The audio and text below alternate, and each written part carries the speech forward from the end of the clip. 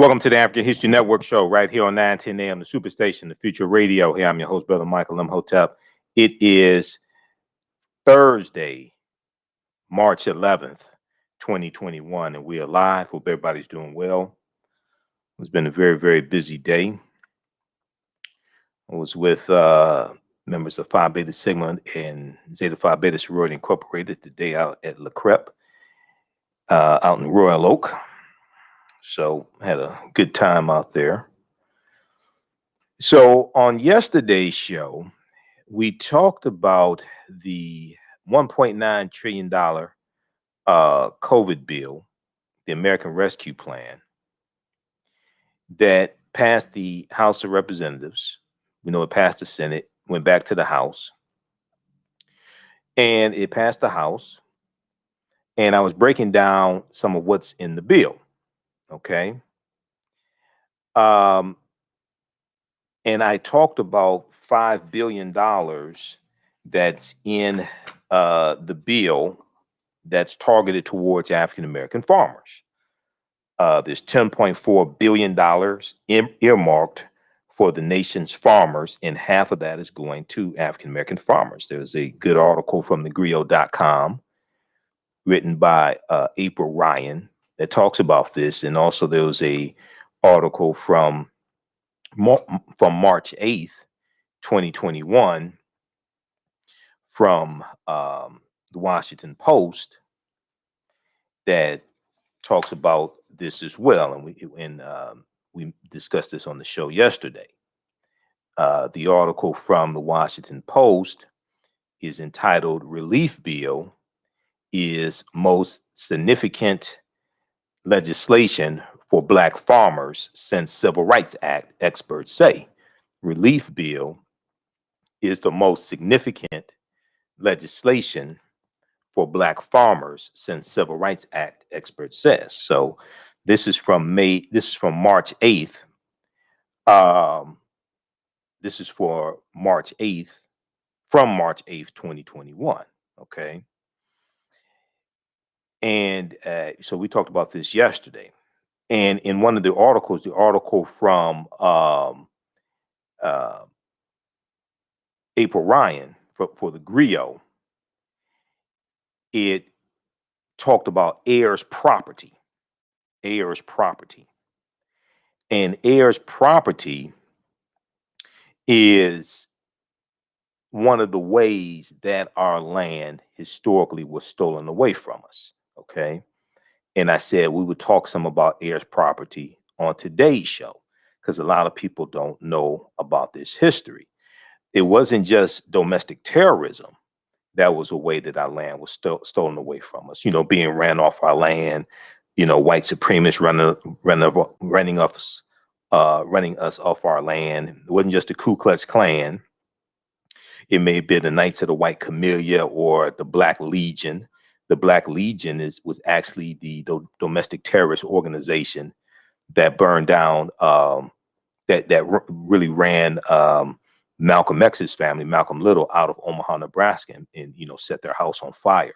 Attacked their house and set their house on fire. A lot of people think it was the Ku Klux Klan. It was actually the Black Legion, Legion. But there were various ways using laws that our land was stolen away from us. Heirs' property, HEIRS, heirs' property was one of them, but also overtaxing the property taxes on our land, on our farms, was another way to take the land away from us. So then when you can't pay the exorbitant property taxes, your house is foreclosed on, your house or your farm and your house, because your house is on the farmland, is taken away from you. So we're going to talk some about that. Now, what's interesting is that, a few weeks ago, we talked about the Justice for Black Farmers Act, the Justice for Black Farmers Act. And that was part of this $1.9 trillion bill. Okay, the Justice for Black Farmers Act. And that was sponsored by Reverend Raphael Warnock out of Georgia. Now, what's interesting when we look at this is I talked about some backlash from Senator Lindsey Graham that this allocation of funds for black farmers is getting out of $1.9 trillion, 5 billion going to African American farmers. But there's a history behind it. There's a history of discrimination coming from the U.S. Department of Agriculture that has robbed African American farmers of their homes and locked them out of getting loans and things like this, government loans. Okay. So, in preparing for today's show, I came across this article here from Fox News. Now, this is from March 11th, 2021. Farmers react to billions in COVID-19 relief bill for black farmers. Where did common sense go? Quote unquote, where did common sense go? The USDA has faced accusations of discrimination for years, which is true. And there's been a lawsuit, 1999 lawsuit in the lawsuit in 1999, because the African American farmers were alleging discrimination when it came to getting farms. I mean, getting loans. Now, if we look quickly here at this article, it talks about how the $1.9 trillion coronavirus relief package that President Joe Biden is set to sign, and he has signed it now after this article, includes billions of dollars in debt relief and other assistance for farmers of color. But the incorporation of race-based criteria for that relief is leaving other farmers scratching their heads.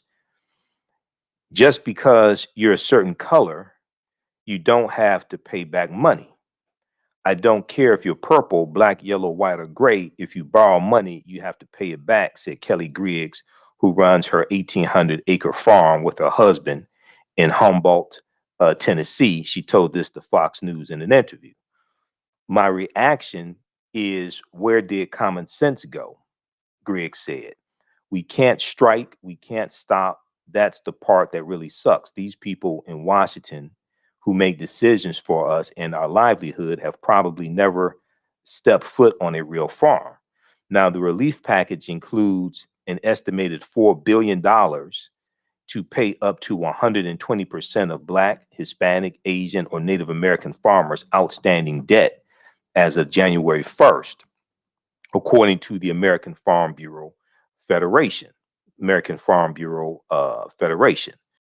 Now, the package also designates about $1 billion for equity commissions, agricultural training, improved land access, and other assistance to advance racial justice in farming.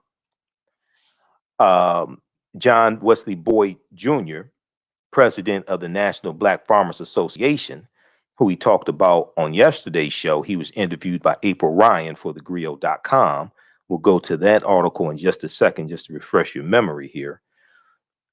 John Wesley Boyd Jr. correctly stated, because a lot of these people are ignorant of history, quote, by denying or delaying Black farmers the same loans, subsidies, and other payments made to white farmers, USDA, U.S. Department of Agriculture, engaged in systematic racism that led to a dramatic decline in the number of Black farmers. This is not in dispute, John Boyd told Fox News in a statement before the House of Representatives passed the relief package on Wednesday, March 10th. Black farmers accounted for approximately 1/6 of farmers in 1920, but less than 2% of farmers, but less than 2% of farms were ran by Black producers by the year 2017, okay, according to the U.S. Department of Agriculture.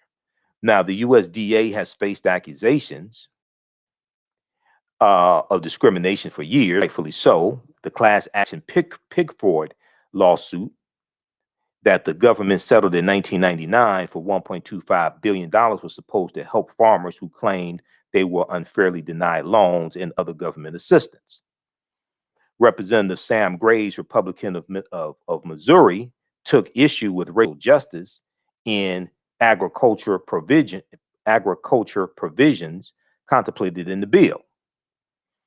Quote, what happened to equal protection under the law? This is wrong and un American. I'm sure there are a lot of Americans out there that would love to have our tax dollars pay off their debts. This is targeted to a very select few. Well, it's targeted to the ones that were injured. It's targeted to the ones that were injured by the discriminatory policies of the U.S. federal government. Okay, so check out the rest of this article here. Farmers react to billions in COVID-19 relief bill for black farmers. Where did common sense go? See, they don't want to deal with white supremacy and racism and the harm that these policies did to African American farmers. Now, this is the same thing that I've said dealing with reparations. These are the same dumbasses that you're going to have to deal with in Washington, D.C., trying to get reparations passed. This is $5 billion. What happens when you try to get a bill passed for 27 trillion or 14 trillion or whatever number you came up with this week? See, we don't understand how to navigate through this. This is what I'm explaining to people. We don't understand how to navigate through this. This is $5 billion of a $1.9 trillion bill, and people are having a problem with it. Keep in mind the $1.9 trillion bill of the American Rescue Plan, and it's going to help a lot of white people. Not a single Republican voted for the bill. If not a single Republican in the House of Representatives or the U.S. Senate voted for the American Rescue Plan, that's going to help a lot of white people, and it's a $1.9 trillion bill, how many of these Republicans you think going to vote for a reparations bill? I'm just asking you a logical question that nobody wants to deal with. We'll break all this down on the other side of the break, and we'll deal with heirs property, because this ties into a article I've talked about in the past, dealing with how African Americans have lost an untold number of acres of land, and it ties into heirs property. We'll break all this down on the other side of the break. You listen to the African History Network show right here on 9:10 a.m. the Superstation, the Future Radio. I'm Michael M. Hotep. We'll be back in a few minutes. All right, stand by, everybody. Stand by. How's everybody doing?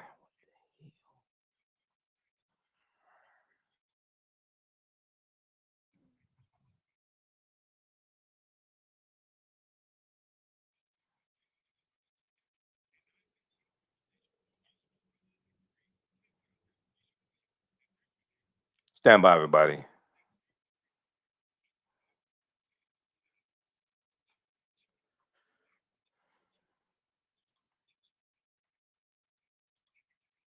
Okay, we'll be back in just a minute here. Stand by.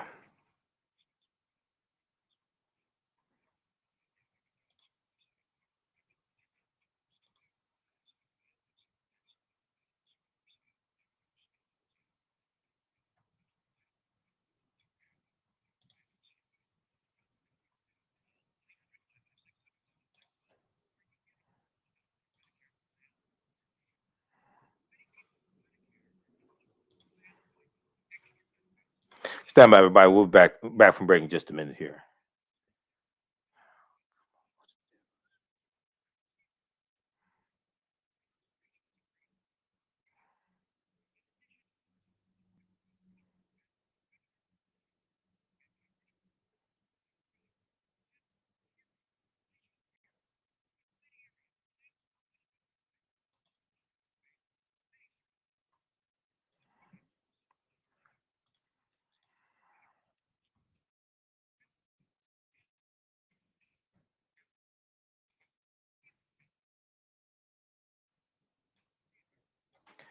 Okay, everybody, share this broadcast on social media platforms. Invite your friends to tune in. Stand by.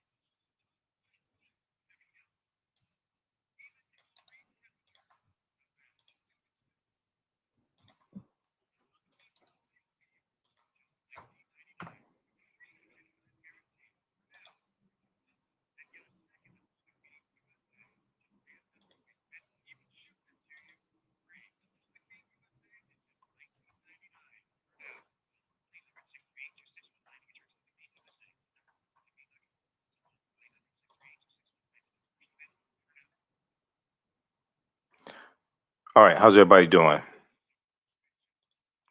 Okay, we got Sharon, Terry, Diane, Susie. Welcome back to the African History Network show right here on 910 AM Superstation, the Future Radio. I'm your host, Brother Michael Imhotep. It is Thursday, March 11th, 2021, and we're live. Hope everybody's doing well. If you like this type of information, you can also support the African History Network, $ the AHN show through Cash App, $ the AHN show through Cash App. Then also through PayPal, paypal.me/the AHN show, paypal.me/the AHN show. Okay, so right before the break, I was talking about um, a portion of the $1.9 trillion COVID relief bill that is targeted toward African American farmers. And a lot of people don't know about this, but some Republicans are complaining about it. And no Republicans voted for this bill to even help white people out. The $1.9 trillion American Rescue Plan. No Republicans voted for this bill to even help white people out. So if we look at, if we go and look at the article from yesterday that we talked about from thegrio.com, Black farmers to receive $5 billion in COVID relief. In COVID relief bill. This is by April Ryan. Black farmers to receive $5 billion in COVID relief bill. I said we would do a deeper dive into this on today's show and deal with something called heirs property. That was one of the ways that our land was stolen away from us. Okay, so in this article, it talked about Senator Lindsey Graham, President Joe Biden's allocation of $5 billion in the American Rescue Plan has Republican Senator Lindsey Graham of South Carolina upset. Now, South Carolina is where the Civil War started, April 12, 1861. South Carolina was the first state to secede from the Union. So these have some of the biggest white supremacists in them and some of the biggest Confederate flag wavers, South Carolina. Well, the more accurate term for his anger is that he is having a temper tantrum about the sum of money earmarked for Black farmers to help them survive. Overall, $10.4 billion is earmarked for the nation's farmers, and half of that is going to Black farmers. John Boyd, head of the National Black Farmers Association, says those billions are needed to help sustain and revive a dying industry. He said, we're quite frankly faced with extinction if we can't get a new generation of young people involved in agriculture and farming, Blacks and other farmers of color into farming. You won't see it. Okay. Now, counting the number of Black farmers in this nation currently, John Wesley Boyd Jr. says there are 46,000 Black farmers are left in this country, according to the U.S. Census. He said we're down from 1 million farm families at the turn of the century, and we were killing 20 million acres of land. We own about close to 20 million acres of land. We're down to about 4.5 million acres of land today that African Americans own. Now, while Senator Graham is vocal about his displeasure for earmarking for the earmark, and Lindsey Graham called it reparations for Black farmers. John Hope Bryant, the founder and head of Operation Hope, says this is a long time in coming and over 400 years past due. All right, read the rest of this article here. We talked about this yesterday. Now, I want to do a deeper dive into what's in how this impacts African American farmers. Then I want to talk about heirs property. Okay, so when we look at this article from March 8th from the Washington Post, and I've heard very, very few people talk about it, especially the naysayers and the people said don't vote for Joe Biden, all this stuff. I don't know what the hell they want you to do. Some of them want you to vote for Donald Trump, which is ridiculous. That's suicide. But a lot of these people aren't even talking about this. But a lot of them don't know about it because they don't read. That's the other thing. This goes through and deals with history. $5 billion would go to farmers of color who have lost 90% of their land over the past century because of systemic discrimination and a cycle of debts. Systemic discrimination and a cycle of debt. So the naysayers, the Republicans, white farmers, etc., Lindsey Graham, they don't want to address the historical racism that has decimated African American farmers. A little known element of President Joe Biden's massive stimulus relief package would pay billions of dollars to disadvantaged farmers, benefiting Black farmers in a way that some experts say no legislation has done since the Civil Rights Act of 1964. Of the $10.4 billion in the American Rescue Plan that will support agriculture, approximately half would go to disadvantaged farmers, according to estimates from the Farm Bureau, an industry organization. Now, about a quarter of disadvantaged Black farmers, about a quarter of disadvantaged farmers are Black, I should say. About a quarter of disadvantaged farmers are Black. The money would provide debt relief as well as grants, training, education, and other forms of assistance aimed at acquiring land. While it's a fraction of the $1.9 trillion bill that passed the Senate on Saturday, advocates say it still represents a step toward righting a wrong after a century of mistreatment of Black farmers by the government and others. After a century of mistreatment by Black farmers, by the government and others. Some say it is a form of reparations for African Americans who have suffered a long history of racial oppression. No, that's not reparations. No, it's not. That's going to about 45,000, 46,000 African American farmers. There's 49 million African Americans in this country. No, that's not reparations. The African American farmers deserve this. Nobody wants to deal with a century of mistreatment and discriminatory laws against them. Nobody wants to talk about that. Now, this is the most significant piece of legislation with respect to Black land ownership in this country, said Tracy Lloyd McCurdy, executive director of the Black Belt Justice Center, which provides legal representation to Black farmers. Black farmers in America have lost more than 12 million acres of farmland over the past century, mostly since the 1950s, as a result of what agricultural experts and advocates for Black farmers say is a combination of systemic racism, biased government policy, and social and business practices that have denied African Americans equitable access to markets. Now, keep in mind, racism is a system of advantage and privilege distributed based upon race.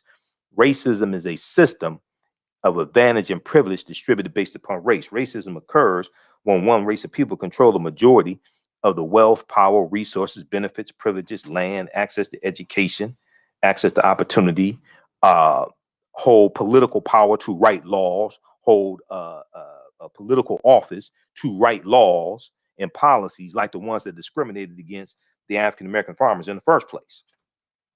Okay, and so politics is the legal distribution of scarce wealth, power, and resources, and the writing of laws, statutes, ordinances, amendments, and treaties, their adoption, interpretation, and enforcement. So this is what we're dealing with here. If we look at page 72 of How White Folks Got So Rich, the Untold Story of American White Supremacy. And if you don't like this source, there are other sources you can look at. On page 72 of the third edition, they talk about the Farmers Home Administration. The Farmers Home Administration. Okay. And let me pull up this title here.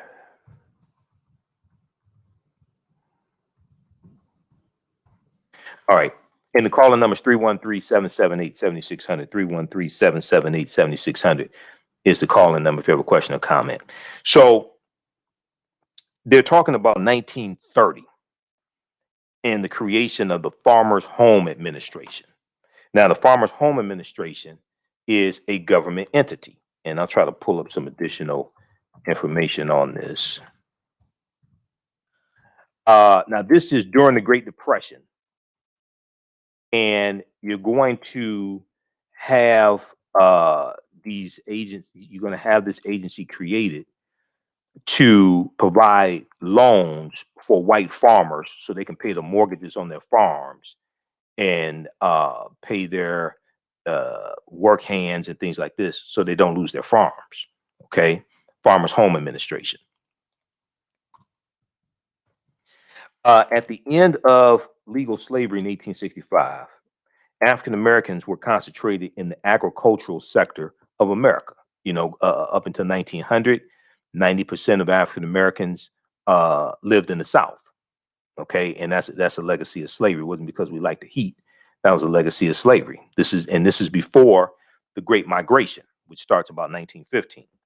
Now they were more likely than whites to own farms, though they held less acreage and had poor quality tracts of land.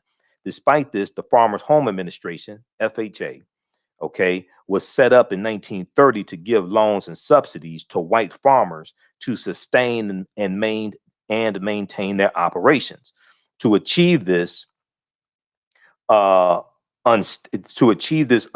racist purpose, the Farmers Home Administration allowed local whites to operate the program, and they, not the federal government, decided who would get those critical benefits. So they pushed the federal government pushed the resources down to the state level, and people at the state level allocated the resources, which allowed a lot of discrimination to take place in a lot of these southern states. All right. Now, as a result, Black-owned farms, unable to compete with the well-subsidized and well-financed white farms, fell dramatically from 900,000 Black-owned farms in 1930 to 682,000 Black-owned farms in 1939. This is during the Great Depression. Just from 1930 to 1939, we lose over 200,000 African-American farms, lose millions of acres of land.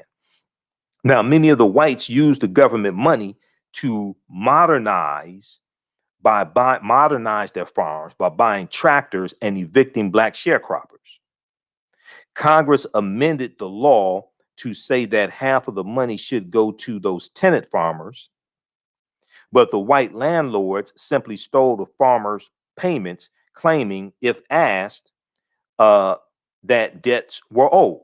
Okay, that debts were owed. Okay, now by 1964, a study found that every program administered by the U.S. Department of Agriculture, the USDA, was rife with racial discrimination. The federal loans from the USDA were used by local white administrators to retaliate against Black farmers for their support of civil rights efforts or for simply voting or attempting to vote. Now, they go on to say, and what I'm going to do, let's see here, Jana, I'm going to send you this. I'm going to send you this clip here of I'm going to send you this clip here of Dr. King. Okay, this is Dr. King in 1968 in Mississippi, talking about what happened after the Civil War and how African Americans were locked out of massive land giveaways. But then he also talks about how white farmers were given loans by the federal government to mechanize their farms. Okay, so let's see here. Let me send this clip to you. All right, I just sent it to you. Just cue that clip up. It's only a couple minutes. We'll go to the phone lines in just a minute here. Calling numbers 313-778-7600, 313-778-7600. Okay. So Dr. King at a church in Mississippi in 1968, just a few months before he was assassinated, was talking about what happened after the Civil War, and he's talking about the maldistribution of wealth, power, and resources. Okay, let's go to this clip. At the very same time that America refused to give the Negro any land, through an act of Congress, our government was giving away millions of acres of land in the West and the Midwest, which meant that it was willing to undergird its white peasants from Europe with an economic floor. But not only did they give the land, they built land-grant colleges with government money to teach them how to farm. Not only that, they provided county agents to further their expertise in farming. Not only that, they provided low interest rates in order that they could mechanize their farm. Not only that, today many of these people are receiving millions of dollars in federal subsidies not to farm, and they are the very people telling the black man that he ought to lift himself by his own bootstraps. And this is what we are faced with, and this is the reality. Now, when we come to Washington in this campaign, we are coming to get our check. Okay, pause it right there. Okay, so you got white farmers today receiving millions of dollars in federal subsidies not to farm, and they're the very people complaining about African American farmers being allocated in this $1.9 trillion bill, $5 billion to deal with 100 years of racism and discrimination when it comes to farming and getting loans from the federal government. So once again, read this article here from Fox News. Farmers react to billions in COVID-19 relief bill for black farmers. Where did common sense go? Well, where was your common sense 100 years ago when you discriminated against African-American farmers, which caused us to lose millions of acres of farmland? Where was common sense then? Okay, now let's flip over and go to well, look, let's go to the phone lines quickly. Let's go to John, line 1. John, welcome to the African History Network show. Thanks for holding. Tell us where you're calling from, John. Well, I'm calling from the east side of Detroit, Michigan, folks. Thank you for taking my call. All right, go ahead. Thanks. In Chicago, they're talking about now giving the African American between $25,000 and $30,000 each family. Number $25,000, $30,000. What? That ain't no money at all. Well, that's the worst. Well, hold on, John. Can you hear me? Hold on. We talked about that. We talked about in depth on Sunday night show. That is towards that's in Evanston, Illinois, and that's to go towards purchasing a home. Is to go towards purchasing a home, because African Americans were historically discriminated against from getting low interest loans from the federal government to buy homes, and that's one of the main ways that you accumulate wealth in this country. They're putting a 3% tax on legal marijuana sales in Evanston, Illinois, to generate this fund of $10 million to be able to allocate this money, $25,000, to be able to allocate this to help African Americans buy homes. That's what that's for. It's dealing with a legacy of redlining. Is not reparations for slavery. Right. It's dealing with a legacy of redlining, okay, which was created by the federal government, which comes from the Homeowners Loan Corporation, which was a government entity created in 1933.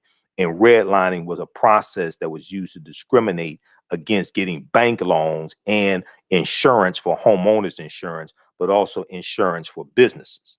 So that's what that is about. Okay. Thank you. Okay. Thanks for calling, John. Keep listening. All right. So let's go back to this article here. Relief bill is most significant legislation for black farmers since Civil Rights Act, experts say. And we're going to re-air our Sunday night show. I had to go through and edit it I haven't had a chance to edit it yet. Our Sunday night show was deep. It's at our Facebook fan page, The African History Network, The African History Network, and our YouTube channel, Michael M. Hotep, IMHOTEP. But I need to go through and edit it and put our captions in. But I went in depth into what's taking place in Evanston, Illinois. Okay, because that's the type of research we do here. Okay, we don't do all this celebrity-based Simple Simon ass nonsense stuff that some people want to do. But if you want to do that, go ahead. If that's your claim to fame. But we have real work to do. Somebody asked for the name of this book.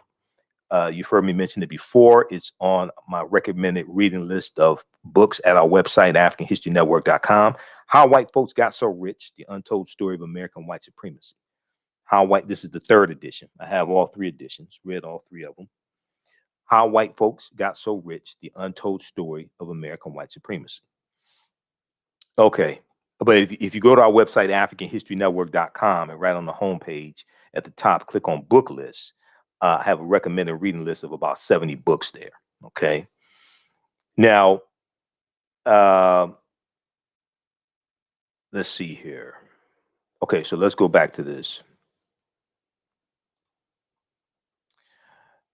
I want to go where I left off. Black farmers in America have lost more than 12 million acres of farmland over the past century, mostly since the 1950s, a result of what agricultural experts and advocates for Black farmers say is a combination of systemic racism,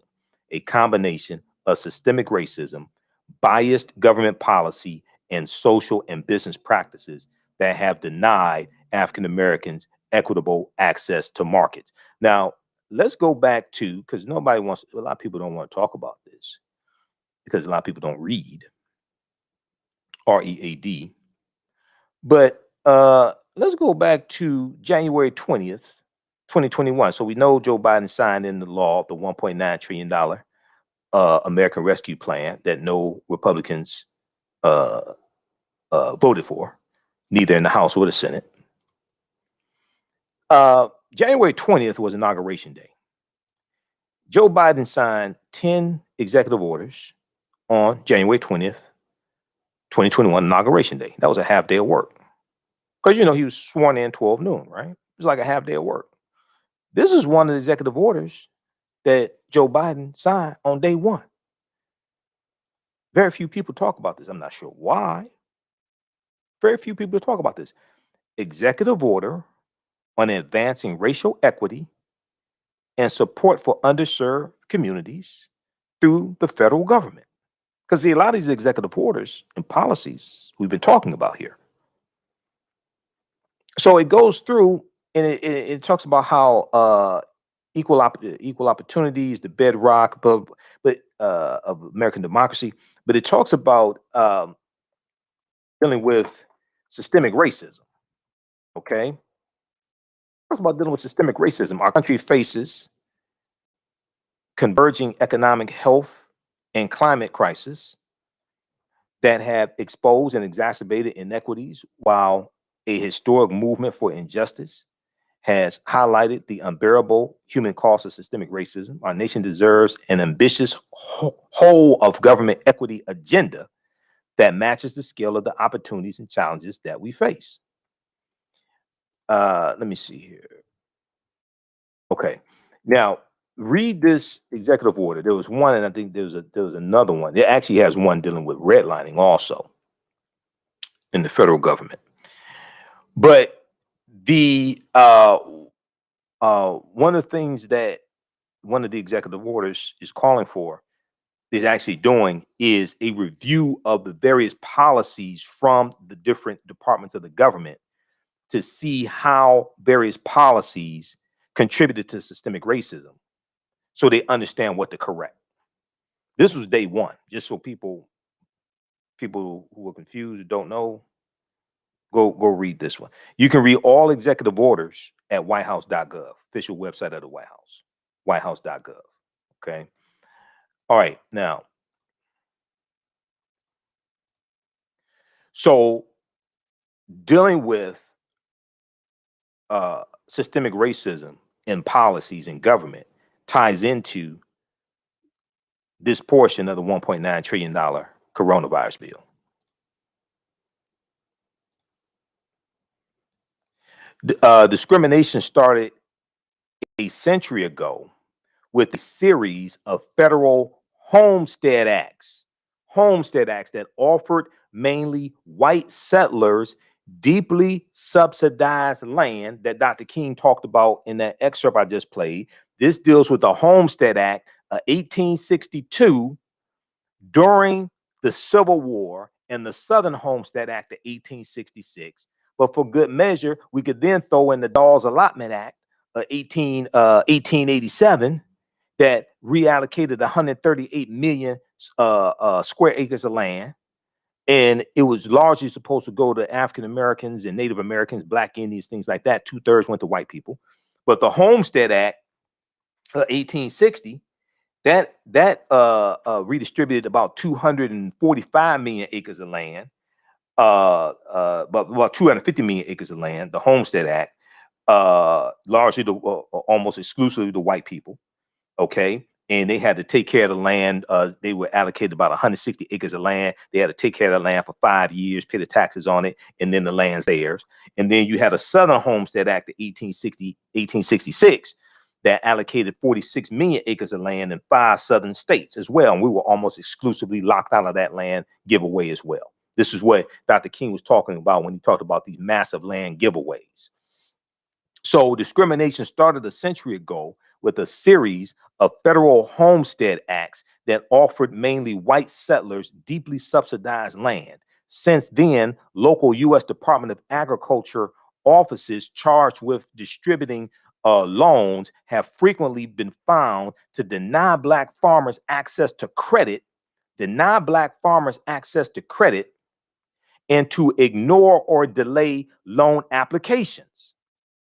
Many African American farmers don't have a clear title to their land, which makes them ineligible for certain USDA loans to purchase livestock or cover the cost of planting. And they have seldom benefited from subsidy payments or trade mitigation compensation. Almost all of President Donald Trump, I don't want to call him president, trader in chief, Benedict Donald, almost all of Benedict Donald's $28 billion bailout for white farmers, his $28 billion bailout for white farmers, for those affected by the China trade war that he started, almost all of that went to white farmers. Now, the white farmers, they got the $28 billion bailout from Benedict Donald. And a lot of these white farmers that are complaining right now about a $5 billion allocation to deal with 100 years of discrimination from the USDA. Why aren't they complaining about the $28 billion that they got of taxpayer dollars for what Donald Trump started? Why aren't they complaining about that? Today, the average farm operated by an African American is about 100 acres compared with the national average of about 440 acres, according to the last farm census. The Center for American Progress found that in 2017, the average full-time white farmer brought in $17,190 in farm income, while the average full-time Black farmer made just $2,408. And you got the nerve to ask, where's common sense? No, where the dollars? Where them dollars at? You don't want to deal with a history of white supremacy and racism. And then when we try to correct it, when we try to address structural inequities, now you want to complain. Let's go to this other thing, man. Let's go to heirs property, and I'm gonna get the hell out of here. Read this other article here from. Now I've talked about this because I've done broadcasts in the past few years dealing with African American soybean farmers who are suing the Stein Seed Company because they alleged they were sold. They alleged they were sold seeds, like basically like defective seeds from the Stein Seed Company. Science Seed Company says that's not true, of course, but we'll deal with that in another presentation. Lastly, let's go to this here. This is from TheNation.com, and also AtlantaBlackStar.com had a big article dealing with this as well. And let me see if we could pull this up from AtlantaBlackStar.com. Yeah. This deals with the history of African Americans losing farmland. A history of African Americans losing farmland. And let's just go, for the sake of time, let's go look at the article here from AtlantaBlackStar.com. See, a couple nights ago, what was it, Sunday? I said I can't go see slave movies in the theater. You don't want me to do that? You'll see me on 11 o'clock news. It's stuff like this. This is why I can't go see slave movies in the theater, because I will snap.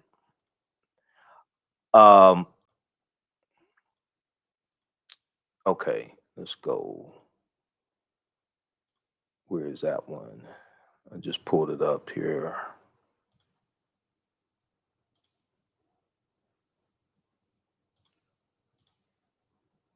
All right, now this is from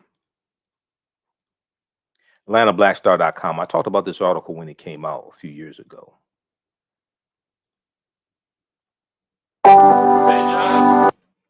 Hold on. Let me close out some of these tabs. I can't. All right, here we go.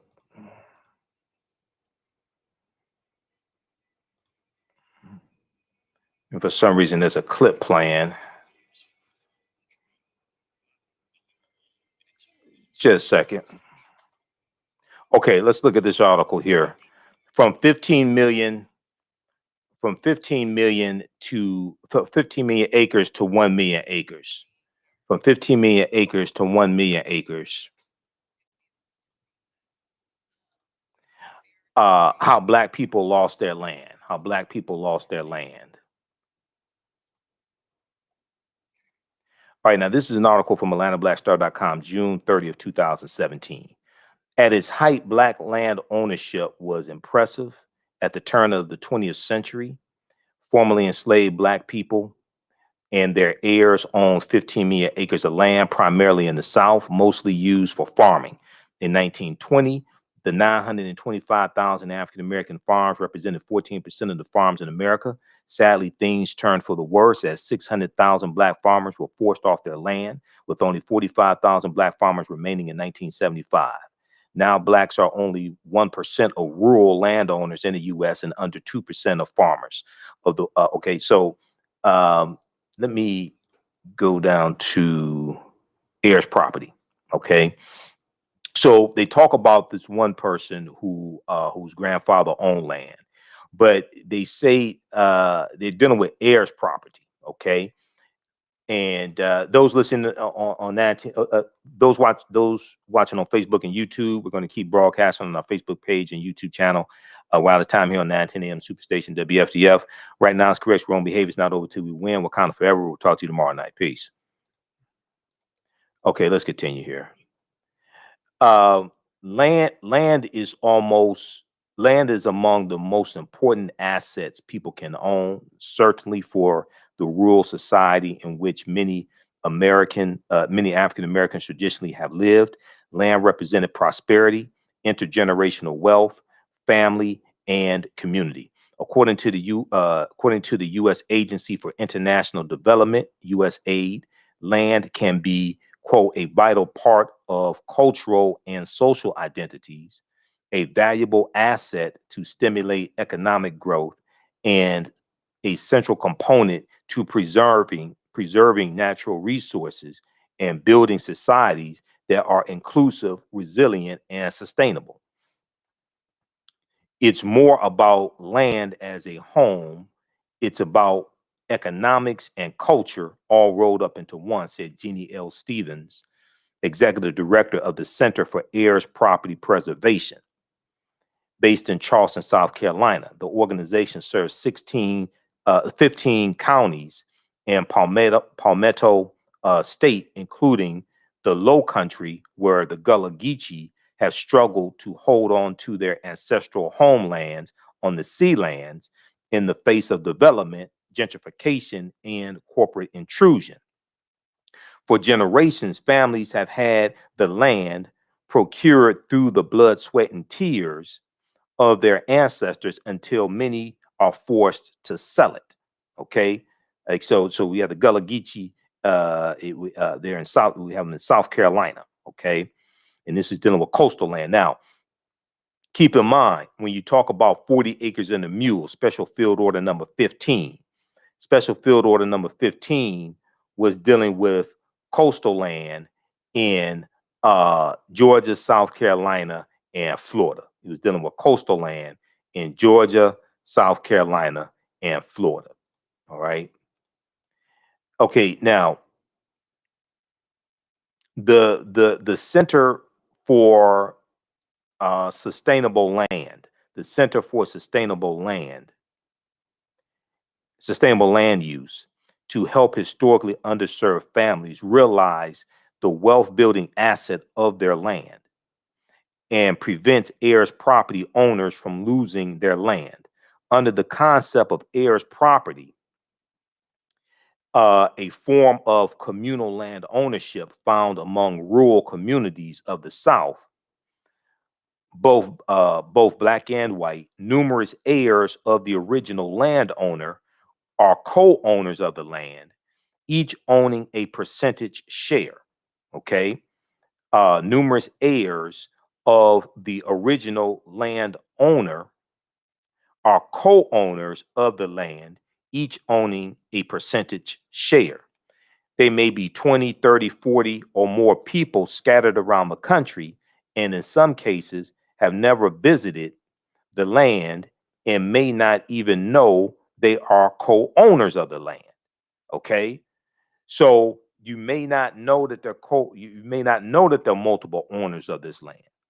The problem arises when corporations and developers entice family members to sell their share of the land, becoming family members themselves and forcing a partition sale, a court mandated auction sale of the land, all without notice to the other family members.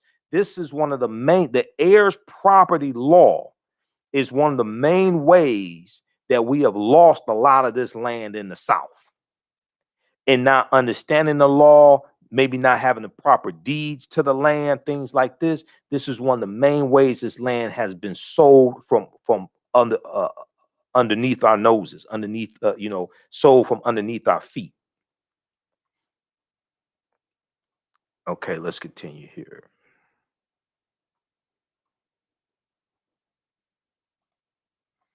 Let me go back to this.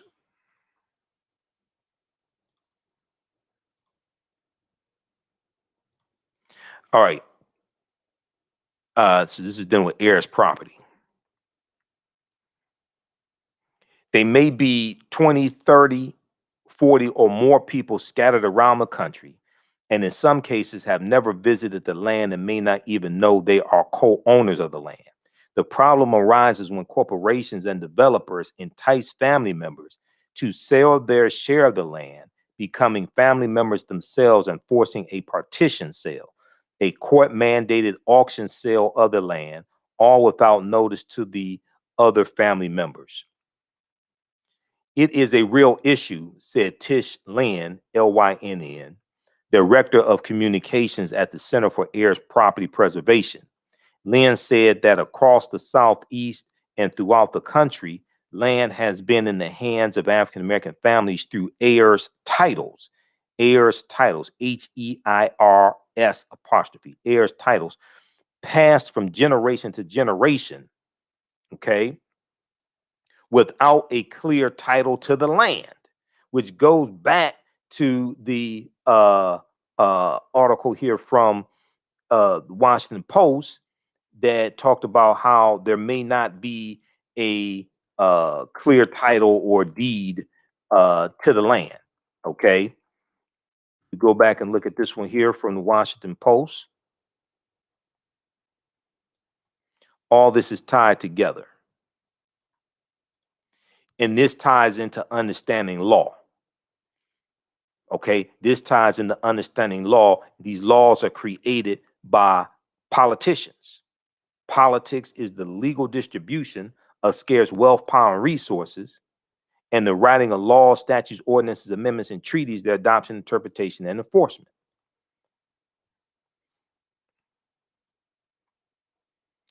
Many black farmers don't have clear title to their land, which makes them ineligible for certain USDA loans to purchase livestock or cover the cost of planting, and they have seldom benefited from subsidy payments or trade mitigation compensation, like the white farmers that were compensated by a $28 billion bailout of taxpayer dollars for Donald Trump's China trade war. Okay, so this is dealing with not having clear title to their land, African American farmers. Okay, so let's go back over to the one from AtlantaBlackStar.com.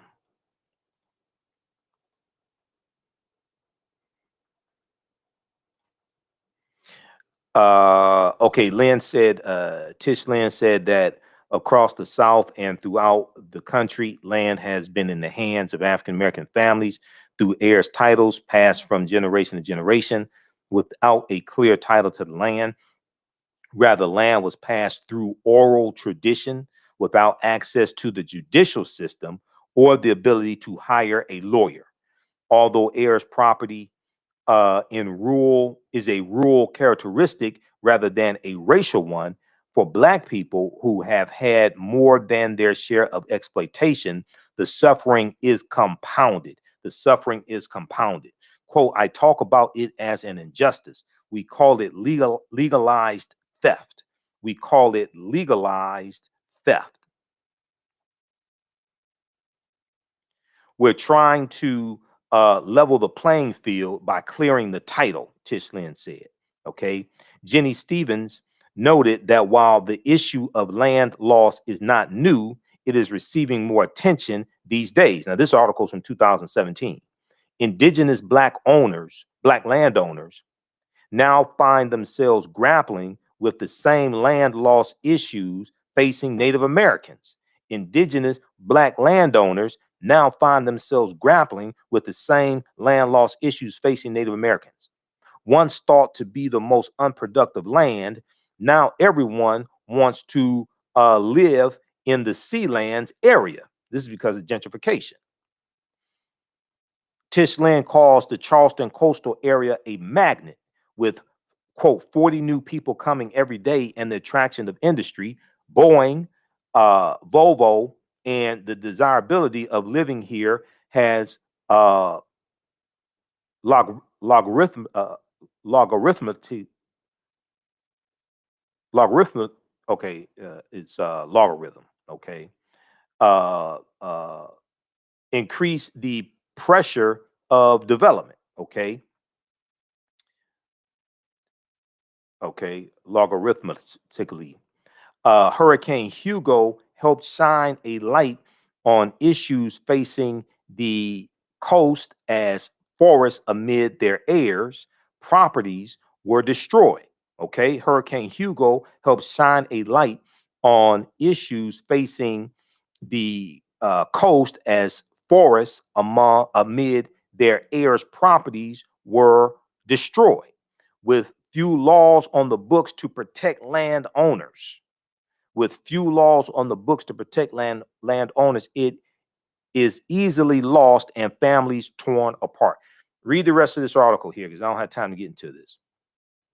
But this is a deep, now they picked up this article from TheNation.com. This is from June 30th, 2017 from AtlantaBlackStar.com. I talked about this when it came out. This is written by David A. Love for AtlantaBlackStar.com. He also writes for News1.com. From 15 million acres to 1 million, how Black people lost their land. Okay. Then go read this here because I had a subscription to The Nation and it expired. I guess they want me to renew the damn subscription. I don't have time for all these. I really don't have time for all these subscriptions. But go read this one. This was the big article from TheNation.com.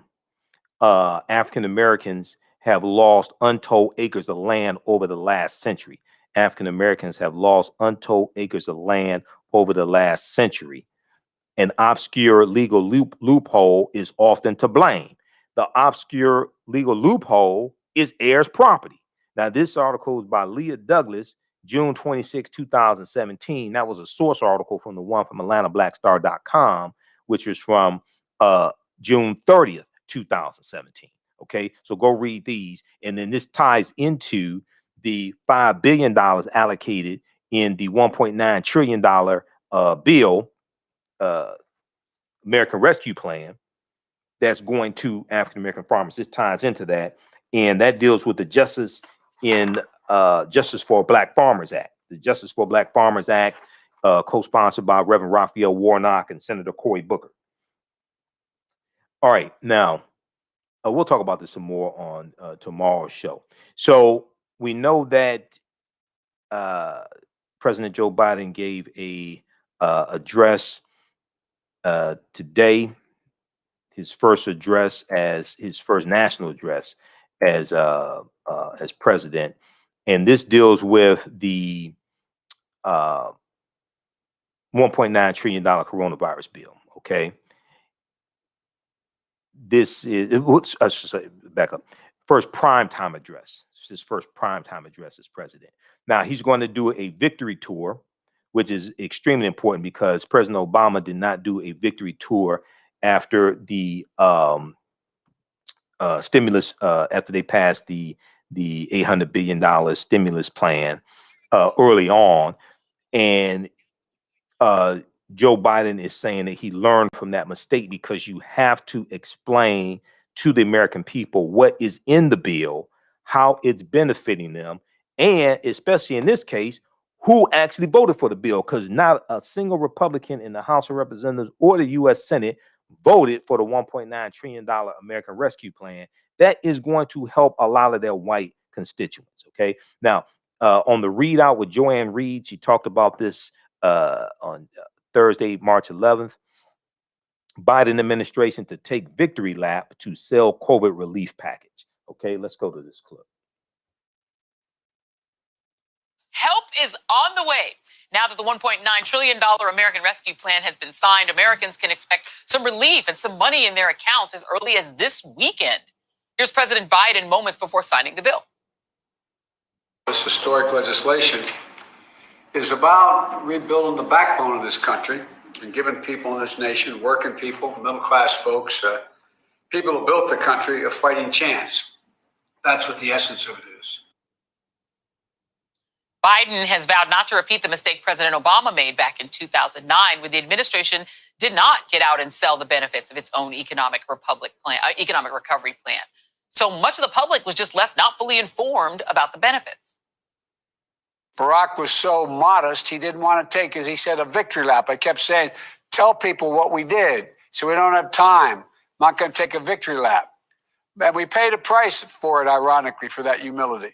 Each piece isn't just defensible, it is urgent and overwhelmingly supported by the people. It's good policy and it's good politics. Well, with that in mind, the White House has planned an aggressive marketing push to tout the specific benefits, state by state, of the already popular and transformative package. It begins with Biden's address to the nation coming up at the top of the hour, followed by a national tour next week with administration officials crisscrossing the country. President Biden and Vice President Harris will end the tour in Atlanta, which, just let's be clear, made this bill possible by electing 2 Democratic senators in January. So it's fitting that it will be the choice for their first joint event outside of Washington since the inauguration. Friendly reminder, 0 Republicans supported this wildly popular bill, but that didn't stop them from trying to take credit for some of it. Hours after passage, Mississippi Senator Roger Wicker was promoting a portion of the bill that sends cash to restaurants. Fittingly enough, he left out the part about him actually voting against it. Right. And if that wasn't bad enough, Minority Leader Mitch McConnell tried to plant the Republican flag on the country's recovery. Senate Republicans led the bipartisan CARES Act that got our country through the last year. The American people already built a parade that's been marching toward victory. Democrats just want to sprint in front of the parade and claim credit. Speaker of the House Nancy Pelosi had a good word for the Republicans who are playing hanger-on. It's remarkable legislation. Unfortunately, Republicans, as I say, vote no and take the dough. You see already some of them claiming, oh, this is a good thing or that's a good thing, but they couldn't give it a vote. But anyway, enough of them. Joining me now is Senator Chris Coons of Delaware. Vote no and take the dough. President Biden probably better than anyone in the United States Senate. What do you expect his demeanor to be like tonight? I mean, he said, that they made a mistake in 2009 when they didn't get out there and toot their own horn. Is he going to do a little bit of that tonight, you think? Well, Joy, since Joe Biden won the election to become our president, he has been relentlessly focused on getting us out of this pandemic, on relieving the burdens on middle Americans, and on moving us forward. I think he will be somber as we reflect on what the 1-year anniversary means of this pandemic, what it means to have lost 530,000 Americans. But I also think he'll be hopeful because we are now clearly on a path towards getting out of this pandemic and towards recovery. This $1.9 trillion bill that he just signed into law is truly a big deal. And it's going to deliver relief to 100 million American families in the means of direct stimulus checks. It's going to be the biggest anti-poverty program in decades by expanding the child tax credit. And it's going to put money into the Veterans Administration, into helping people stay in their homes or apartments, into safely reopening schools, into more small business lending. Joy, this bill is going to do a lot of good. And Joe Biden ran for president so he could help the American middle class and help get us out of the mess that Donald Trump got us into. I expect him to really give us a clear shot of hope about our future. And not a single Republican, including Lion, the Grim Reaper, Moscow Mitch McConnell, not a single one of them voted for this bill in the House or the Senate, including the Grim Reaper, Moscow Mitch McConnell. But he voted for Donald Trump's 1.7, almost $1.9 trillion tax cut back in 2017. He voted for that, but he didn't vote for this. All right, now, so Joe Biden spoke. He gave a primetime address, his first primetime address as president today, and to talk about him signing the COVID relief bill, to talk about a host of things, and speeding up the pace of vaccinations and everything. Biden directs states to make all adults eligible for COVID vaccinations by May 1st. I want to go to a portion of his address here. And he shared other plans for pandemic recovery, Okay, we'll get this queued up here. This is from March 11th, 2021 from MSNBC.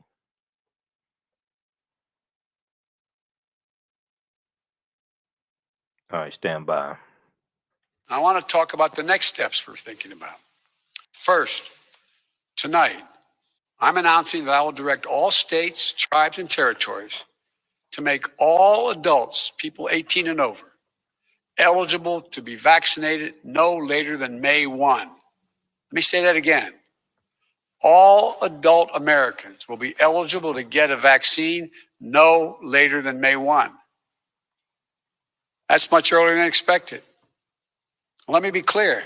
That doesn't mean everyone's going to have that shot immediately, but it means you'll be able to get in line beginning May 1. Every adult will be eligible to get their shot. To do this, we're going to go from 1 million shots a day that I promised in December, before I was sworn in, to beating our current pace of 2 million shots a day, outpacing the rest of the world.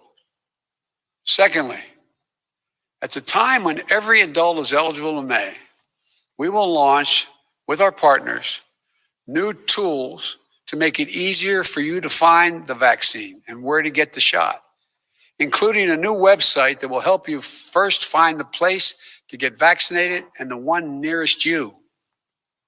No more searching day and night for an appointment for you and your loved ones. Thirdly, with the passage of the American Rescue Plan, and I thank again the House and Senate for passing it, and my announcement last month of a plan to vaccinate teachers and school staff, including bus drivers, we can accelerate massive nationwide effort to reopen our schools safely and meet my goal that I stated at the same time, about 100 million shots, of opening a majority of K through 8 schools in my first 100 days in office. This is going to be the #1 priority of my new Secretary of Education, Miguel Cardona. Fourth, in the coming weeks, we will issue further guidance on what you can and cannot do once fully vaccinated to lessen the confusion, to keep people safe, and encourage more people to get vaccinated. And finally, fifth, and maybe most importantly, I promise I will do everything in my power. I will not relent until we beat this virus. But I need you. American people, I need you. I need every American to do their part. That's not hyperbole. I need you. I need you to get vaccinated when it's your turn and when you can find an opportunity. And to help your family, your friends, your neighbors get vaccinated as well. Because here's the point. If we do all this, if we do our part, if we do this together, by July the 4th, there's a good chance you, your families and friends will be able to get together in your backyard or in your neighborhood and have a cookout or a barbecue and celebrate Independence Day. That doesn't mean large events with lots of people together, but it does mean small groups will be able to get together. After this long, hard year, that will make this Independence Day something truly special, where we not only mark our independence as a nation, but we begin to mark our independence from this virus. But to get there, we can't let our guard down. This fight is far from over. As I told the woman in Pennsylvania, I'll tell you the truth. July 4th with your loved ones is the goal. But a lot can happen. Conditions can change. The scientists have made clear that things may get worse again as new variants of the virus spread. We've got work to do to ensure that everyone has confidence in the safety and effectiveness of all 3 vaccines. So my message to you is this. Listen to Dr. Fauci, one of the most distinguished and trusted voices in the world. He's assured us the vaccines are safe. They underwent rigorous scientific review. I know they're safe. Okay, so that is an excerpt of the speech. You can listen to the full address. They have it. It's about 23 minutes. They have the full address at MSNBC, also NBCnews.com. You could check that out. And it's the on anniversary of COVID pandemic, anniversary of coronavirus being declared as a pandemic in the U.S. So it's been 1 year since it's been declared as a pandemic in the U.S. You can watch that full address. It's 23 minutes, 55 seconds, apparently, it looks like, at msnbc.com. Okay. And we'll post the link here. Also, we'll post a link here as well. All right. If you like this type of information, you can support the African History Network. $, the AHN Show through Cash App. $, the AHN Show through Cash App. Also through PayPal. PayPal.me/the AHN Show. PayPal.me/the AHN Show. If you do it through PayPal, be sure to type in the AHN Show, and it'll say Michael and come up with my picture as well. We're here 6 nights a week. This helps us keep doing the research, stay on the air, keep broadcasting. We're on Monday through Friday, 11 p.m. to 12 midnight Eastern Standard Time. On 10 a.m. the Superstation WFDF here in Detroit, and also on our Facebook fan page, The African History Network, The African History Network. And we're on, we broadcast on Facebook and YouTube also. And then after we do our hour on 9, 10 a.m., we keep going on our social media platforms for a little while longer. And we're on Sundays, 9 p.m. to 11 p.m. Eastern Standard Time. Okay. You can still register for the online course that I teach, Ancient Kemet, the Moors, and the Ma'afa, Understanding the Transatlantic Slave Trade, what they didn't teach you in school. Ancient Kemet, the Moors, and the Ma'afa, Understanding the Transatlantic Slave Trade, what they didn't teach you in school. It's an 8-week, 16-hour online course that I teach, and deals with thousands of years of history, and it deals with what led up to the transatlantic slave trade taking place as well. So that's at our website, AfricanHistoryNetwork.com, AfricanHistoryNetwork.com. We do the classes Tuesdays, 8 p.m. to 10 p.m. Eastern Standard Time. I do the classes live, and we record the classes as well, so you can go back and watch them over and over again. You can ask questions during the class, during the text chat. You can watch from around the world. We just posted the link here. It's also on our homepage of our website, AfricanHistoryNetwork.com. Next class is Tuesday, March 16th, 8 p.m. to 10 p.m. Eastern Standard Time. I do a PowerPoint presentation. We have video clips, book references, about 50 articles that I reference in the class as well. So it's regularly $130, on sale $80. You can watch the class as much as you want to for as long as you want to.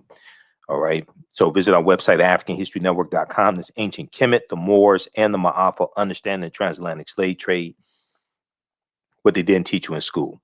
All right. Look, we had to get out of here. At the African History Network show, we focus on educating, empowering, and inspiring people of African descent throughout the diaspora and around the world, because right now it's correct wrong behavior. What you do for yourself, what you do to yourself, and what you allow other people to do to you and get away with is based upon what you think about yourself. What you think about yourself is based upon what you have been taught about yourself. What you've been taught about yourself is based upon everything you've read, heard, and seen about yourself. Remember, right now it's correct wrong behavior. It's not over till we win. Wakanda forever. And we'll talk to you tomorrow night. Peace.